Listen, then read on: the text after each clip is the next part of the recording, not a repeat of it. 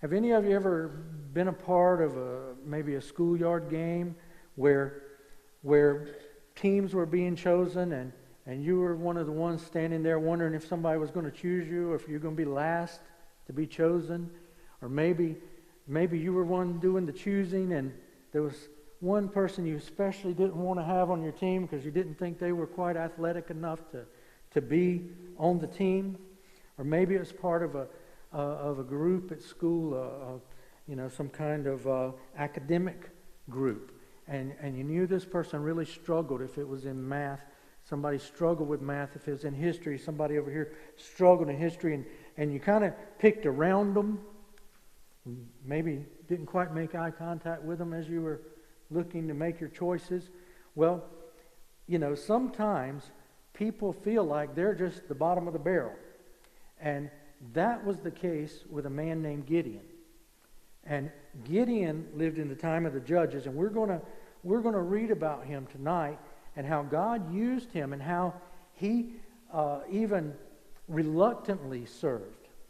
Reluctantly, even after God chose him, he reluctantly agreed to be used by God because he didn't think a lot of himself.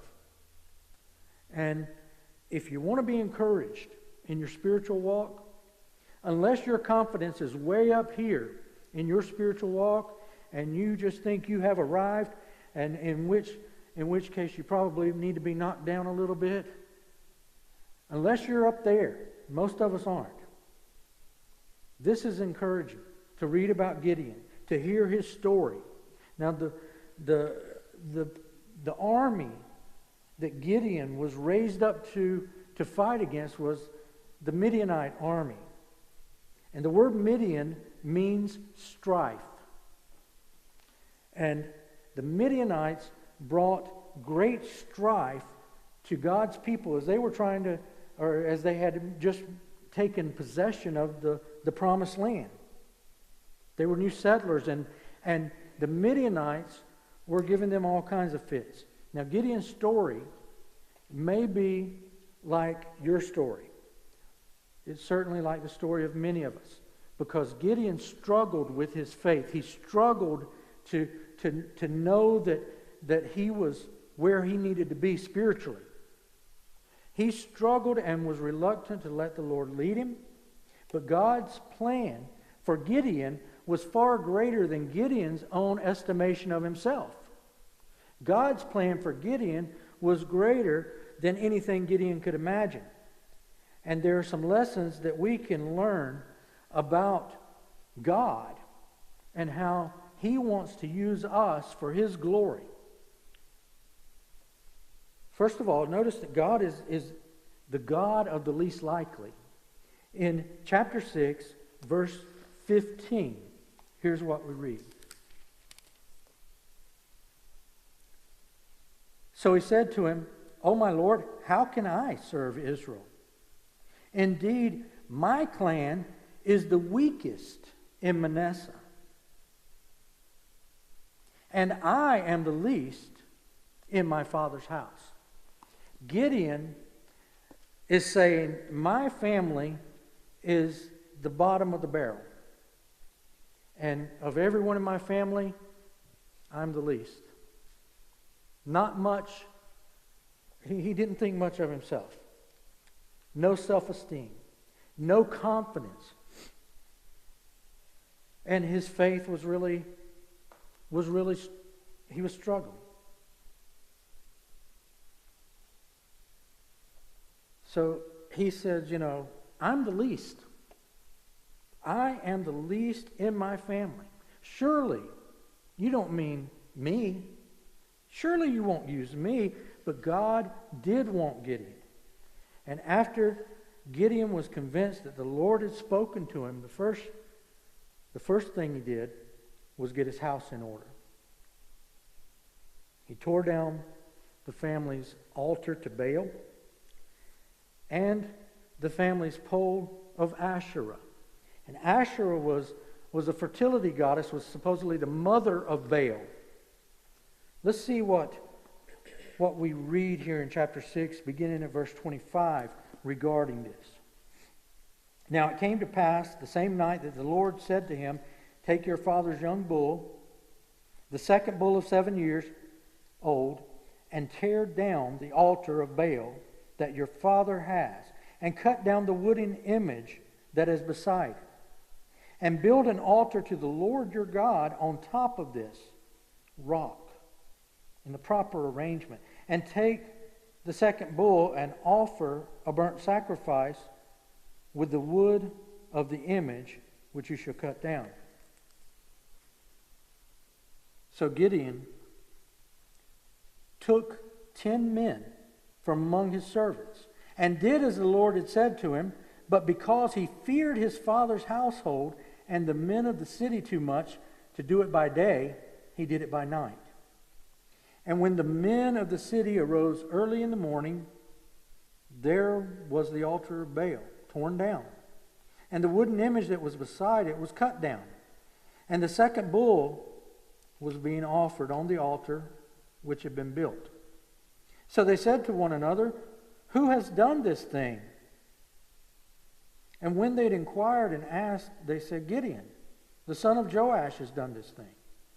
Then the men of the city said to Joash, bring out your son, that he may die, because he has torn down the altar of Baal, and because he has cut down the wooden image that was beside it. So this was basically a shrine. He had the altar and the Asherah pole. And then we read, but Joash said to all who stood against him, would you plead for Baal? Would you save him? Let the one who would plead for him be put to death by morning. If he, meaning Baal, is God, let him plead for himself, because his altar has been torn down. Therefore, on that day, he called him Jerubbaal, saying, let Baal plead against him, because he has torn down his altar. So why would God choose Gideon? Gideon was not even from a believing family. They worshipped a pagan god. And they were a poor family. They had very little to offer the people of Israel. He was the last man that would have been picked if this had been a pickup game of basketball or football, and people were picking sides. Gideon would have been that guy who would have been left at the end, and they would say, okay, you've got to take Gideon. That's who he was. But God is not only God of the least likely. God is God of the weak of faith. See, God gave Gideon 4 different confirmations of his presence and his power to do this task. The first verification came as an angel gave him instructions. Gideon asked for confirmation, and look what he finds in verse 17. Then he said to him, if now I have found favor in your sight, then show me a sign that it is you who talk with me. The angel instructed Gideon to put meat and unleavened bread on a stone and pour broth over it, which Gideon did, and the angel touched his staff to the meat and the bread, and then fire came up from the rock. It didn't fall from heaven, it came up from the rock. And it consumed the food. And then the angel vanished. And Gideon knew then that he had been in the presence of a divine being. We read about this in verses 20 through 24.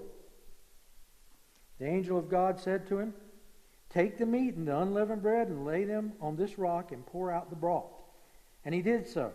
Then the angel of the Lord put out the end of the staff that was in his hand and touched the meat and the unleavened bread, and fire rose out of the rock and consumed the meat and the unleavened bread. And the angel of the Lord departed out of his sight. Now Gideon perceived that he was an angel of the Lord. So Gideon said, alas, O Lord God, for I have seen the angel of the Lord face to face. Then the Lord said to him, Peace be with you. Do not fear. You shall not die. So Gideon built an altar there to the Lord and called it, The Lord is Peace. To this day, it is still in Ophrah of the Abiezrites.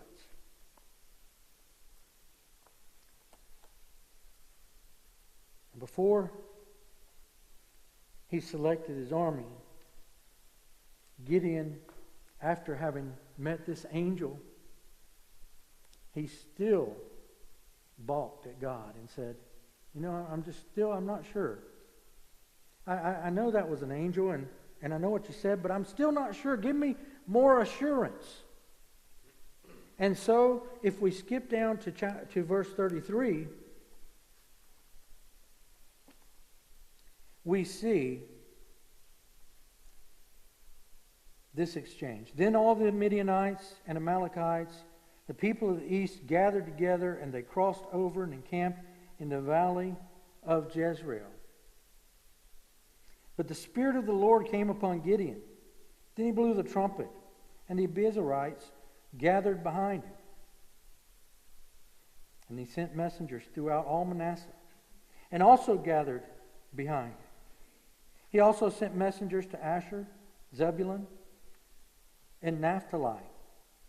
They came up to meet them. So Gideon said to God, If you will save Israel by my hand, as you have said. Remember, God's already assured him. God's given him a sign, and now he's questioning God. If you're going to do what you said you're going to do, look, I shall put a fleece of wool on the threshing floor. If there is dew on the fleece only, and it is dry on all the ground, then I shall know that you will save Israel by my hand, as you have said. This is a picture of a very insecure man. This is a picture of a man who did not recognize his own value to God.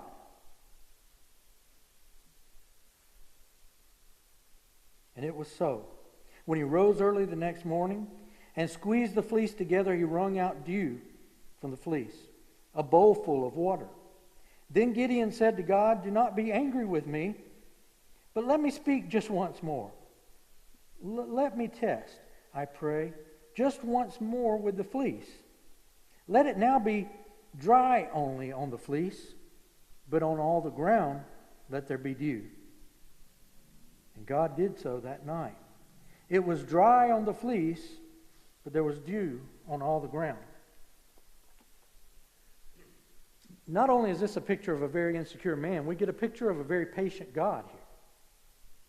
A God who loves Gideon and whose mind was not changed by Gideon about the call he had on Gideon's life. Even with all of his insecurity, Gideon was still called by God to do the task God called him to do originally. See, Gideon, he wasn't looking for guidance. He already knew that God had called him to do something. He knew exactly what he was supposed to do. He had his instructions. What he didn't have was assurance. So he used the fleece and the dew twice. And twice God assured Gideon of his power and his presence to accomplish the task before them, which was no small task to take on the Midianite army. The night before the invasion by Gideon's army, God once again offered Gideon assurance. And we see this over in chapter 7, beginning at verse 9. It happened on the same night that the Lord said to him, Arise, go down against the camp, for I have delivered it into your hand. But if you're afraid to go down to the camp with Purah, your servant, and you shall hear what they say. And afterward your hands shall be strengthened to go down against the camp. Then he went down with Purah his servant to the outpost of the armed men who were in the camp. Now the Midianites and Amalekites, all the people of the east, were lying in the valley as numerous as locusts, and their camels were without number, as the sand by the seashore in multitude. And when Gideon had come, there was a man telling a dream to his companion. He said, I have had a dream. To my surprise, a loaf of barley bread tumbled into the camp of Midian. It came to a tent and struck it so that it fell and overturned, and the tent collapsed. Then his companion answered and said, This is nothing else but the sword of Gideon, the son of Joash, a man of Israel. Into his hand God has delivered Midian and the whole camp. And so it was, when Gideon heard the telling of the dream and its interpretation, that he worshipped. He returned to the camp of Israel and said, Arise, for the Lord has delivered the camp of Midian into your hand. So here, even the enemy recognized what God was doing through Gideon before Gideon recognized it. Even the enemy knew what God was about to do before Gideon knew. So Gideon had gone down at the instruction of the Lord. He heard the enemy soldier summarize this dream, and he heard the interpretation of it. And after that, the Lord told Gideon directly that his army was going to be victorious. So at every turn, Gideon offered excuse and a lack of faith, but God offered assurance and guarantees of his presence with them and of victory. You know, we sometimes get lured into believing that God doesn't use people who are ordinary, or people even of weak faith. But that's not so. Jesus said if we have the faith of a mustard seed, a tiny mustard seed, we can move mountains.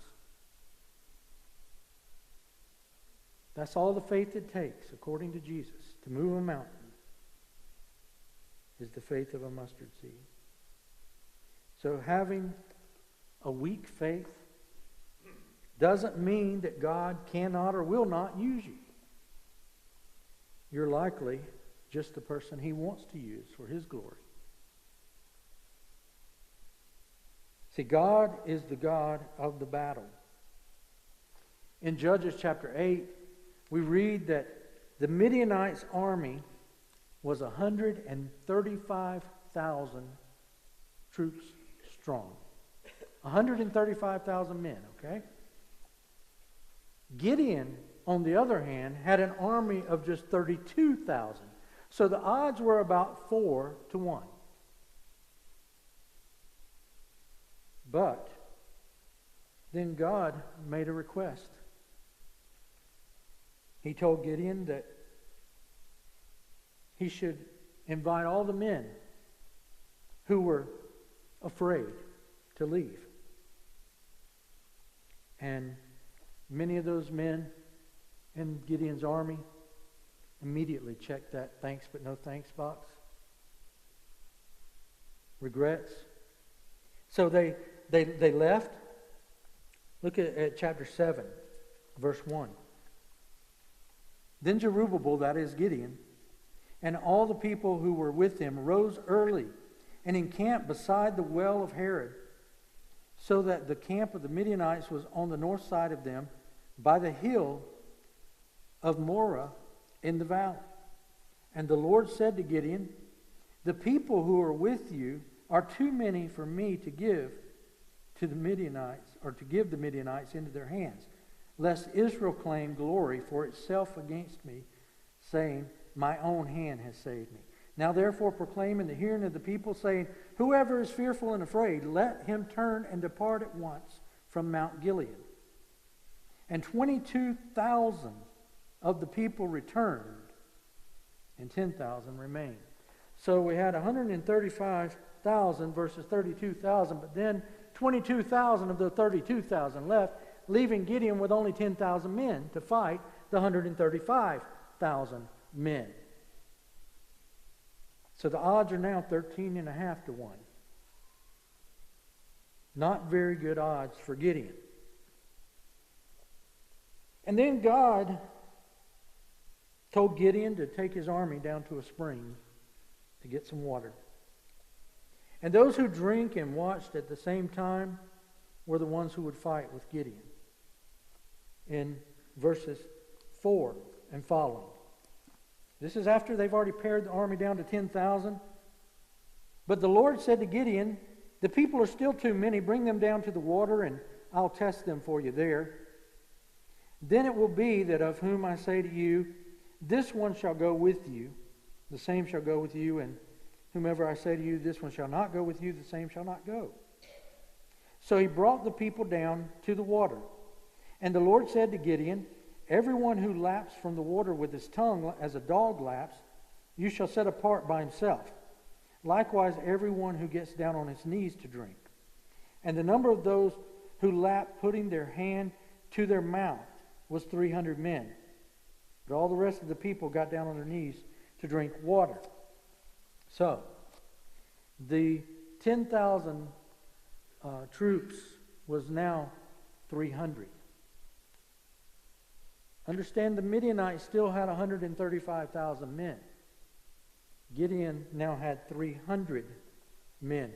And the odds shrank to 450 to 1.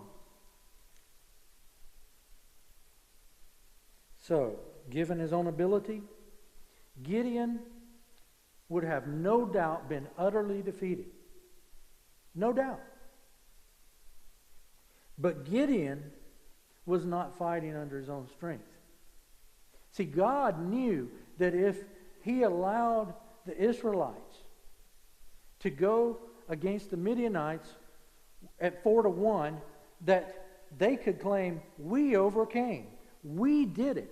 We took them out. Our little group took out the big group." But when he had 300 men and the odds were 450 to 1, it was an impossible fight. It was something they never could do in their own strength. So they would have to give the glory to God. They would have to say, "Look what God has done," and not what we have done.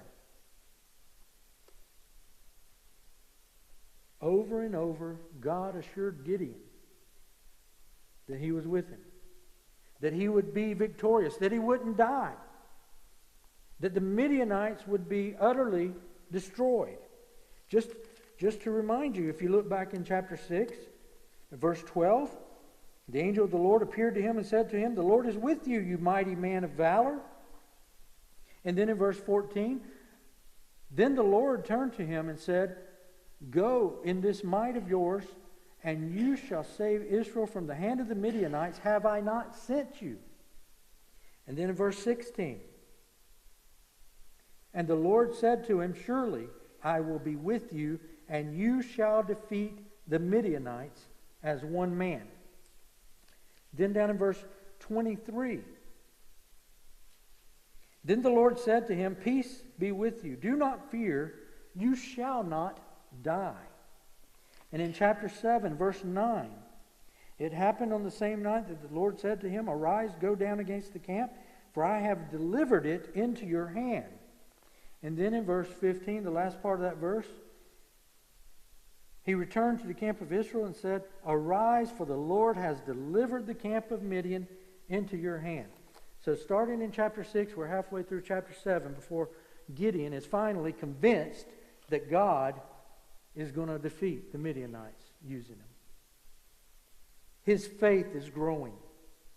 He starts out with a very insecure man, not even imagining that God could use him. But as he prepares for battle, as each of these conversations with God, with the angel, as each of these times when he confronts his army and presents to them God's plan, his faith is growing.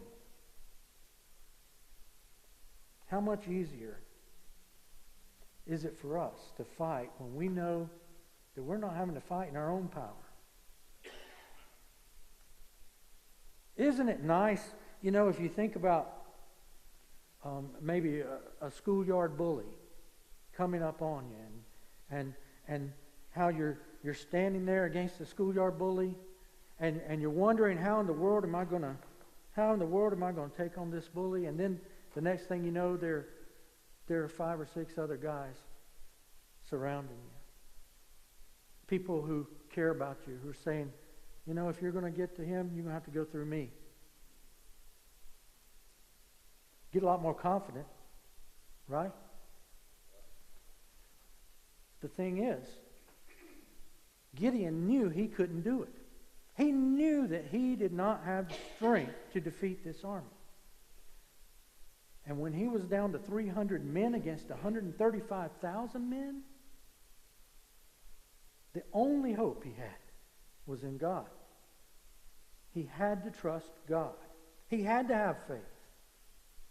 And because the battle was the Lord's, victory was assured, and victory came. And it wasn't because of manpower. It wasn't because of artillery.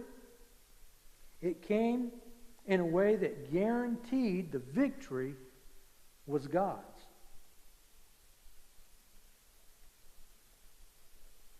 Remember David and Goliath?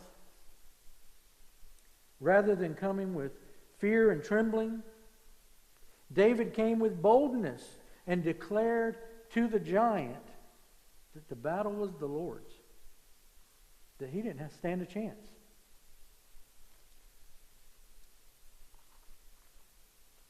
In 1 Samuel chapter 17, beginning at verse 45, listen to the boldness of this young boy.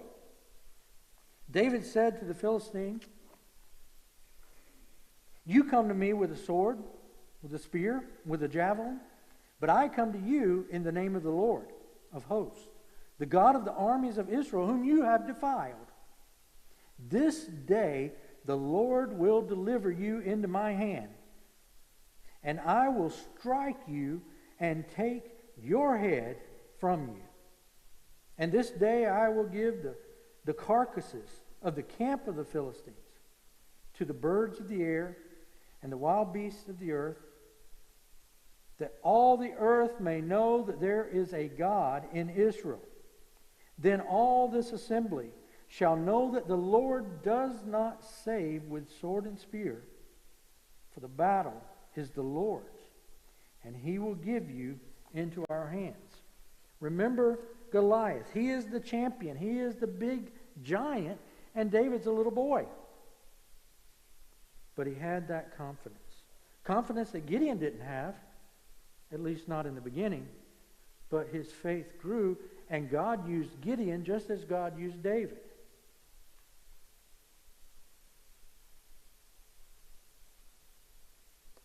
The battle is the Lord's. It was true with David. It was true with Gideon. The same thing is true with us today. As Christians, the battle is the Lord's. As a church, the battle is the Lord's. When we make it our battle and fight it on our own, we're destined for defeat. We're destined for disappointment. We're destined to be hurt. But when we make the battle the Lord's, we know that there's going to be victory. We have confidence. And that is a matter of our faith growing. And so, the old saying that we've heard for so long applies to David, it applies to Gideon, it applies to us today. And that is, God does not call the equipped, God equips the called.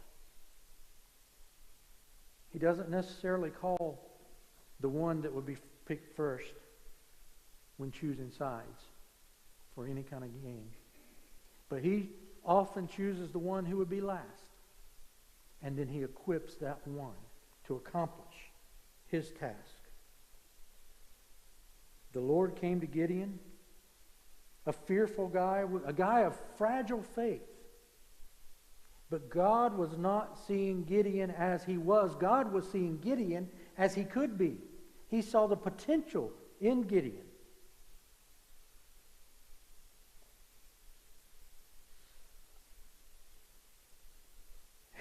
And all the way back at the beginning, in verse 12, the angel of the Lord appeared to him and said to him, "The Lord is with you, you mighty man of valor." You know, Gideon must have thought that was a joke, to be called a man of valor, because he was the least of his family, who was the bottom of the barrel of the people of Manasseh. And so Gideon must have just laughed at that. He must have wondered, what in the world? You've got the wrong guy. You sure you want this Gideon? You sure it's not some other Gideon from some other town that you're looking for?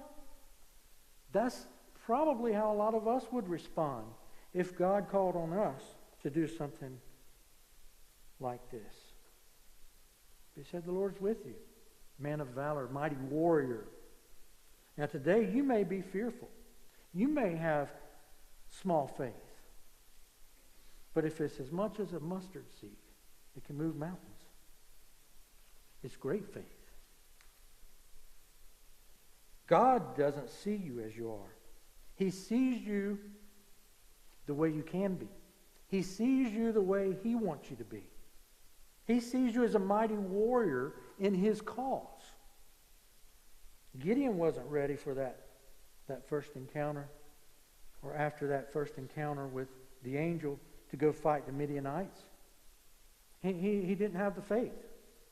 It took God being patient with him and encouraging him and assuring him for some time before he was willing to go. He had to grow in his faith. But at every stage, God assured him that He was going to be with him, that he would defeat the enemy. And we too must let God grow our faith. It's not something we do. It's what we allow Him to do in us and through us. We have to do our part. I think coming to Bible study. I think going to Sunday school. I think all of that plays a part in it. But also, more importantly, reading our Bible daily. And prayer. And placing ourselves in the company of other believers. And sharing our concerns and our desires. Let God grow your faith. He'll prepare you for whatever it is He wants you to do that'll bring Him glory. We just have to remember how important it is that we allow Him to get the glory He deserves and not try to take it for ourselves.